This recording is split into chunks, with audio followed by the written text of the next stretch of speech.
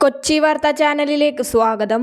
മാസപ്പടി വിഷയത്തിൽ മുഖ്യമന്ത്രിക്കും മകൾക്കുമെതിരെ കേസെടുക്കണമെന്ന മാത്യു കുഴൽനാടന്റെ ഹർജി തിരുവനന്തപുരം വിജിലൻസ് കോടതി തള്ളി. മാസപ്പടി കേസിൽ കോടതി നേരിട്ട് അന്വേഷണം നടത്തണമെന്നായിരുന്നു മാത്യു കുഴൽനാടന്റെ ആവശ്യം. എന്നാൽ വിശദമായ വാദം കേട്ട ശേഷം ആവശ്യം കോടതി നിരാകരിക്കുകയായിരുന്നു. CMRLന് കരിമണൽ ഖനനവുമായി ബന്ധപ്പെട്ട് അനധികൃതമായി അനുമതി നൽകിയതിന്റെ പ്രത്യുപകാരമായിട്ടാണ് എക്സാലോജിക്കിന് പണം നൽകിയതെന്നായിരുന്നു മാത്യു കുഴൽനാടന്റെ വാദം. ഇതു സംബന്ധിച്ച വിശദമായ അന്വേഷണം വേണമെന്നാവശ്യപ്പെട്ടായിരുന്നു വിജിലൻസ് കോടതിയിൽ ഹർജി നൽകിയിരുന്നത്.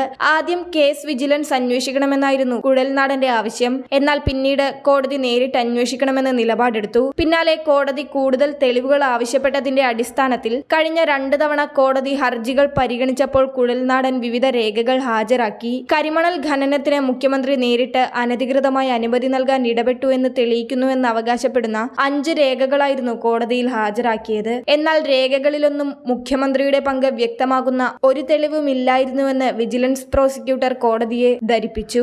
അതോടെ മാത്യു കുഴൽനാടന്റെ ഹർജി തിരുവനന്തപുരം വിജിലൻസ് കോടതി തള്ളി.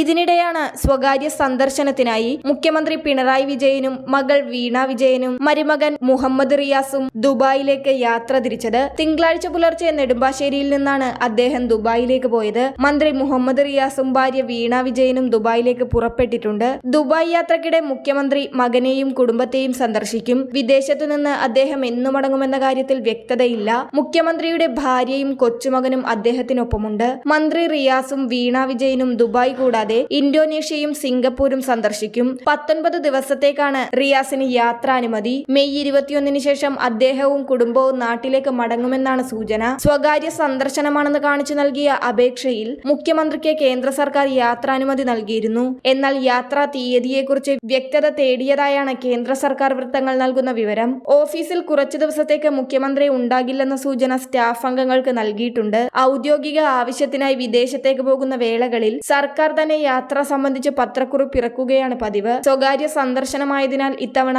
ഔദ്യോഗിക അറിയിപ്പും ഉണ്ടായിട്ടില്ല.